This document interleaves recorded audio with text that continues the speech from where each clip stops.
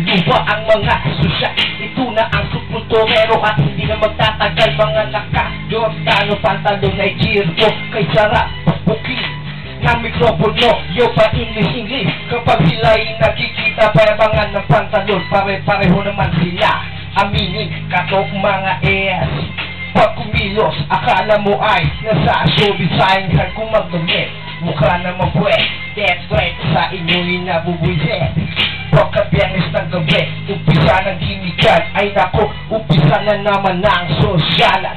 Pag ako nakakita ng pasosyal, manood ka sa akin pre, papaluin ko ng bakal sa mukha sa tagiliran. Tsaka pabubulumin kung hindi namang tayas ay aking patatalunin sa banging malalim. Doon kayo maggamit, doon kayo tumambay, mga kulang sa pansin. Gusto kong pumatay para lalong lumala. Gusto ko ng sosyal, siguradong babaha.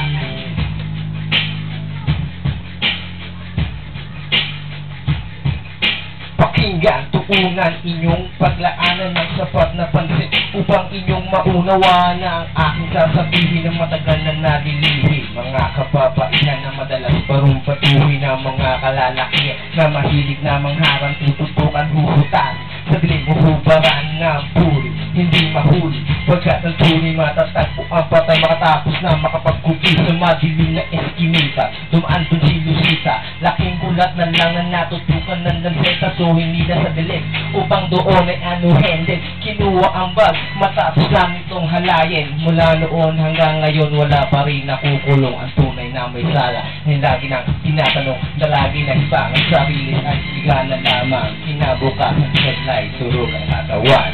Hinahasat pinatay, nababaiyang hinalay. Hinahasat pinatay, nababaiyang hinalay. Hinahasat pinatay, nababaiyang hinalay. Hinahasat pinatay, nababaiyang hinalay. Mula edad 12, 14, 19, babaeng estudyante katapat ng 29. Ang dami nang nangyari, wala pa rin nahuli. Patuloy ang pangahalay, wala pa rin. Itong si Margarita,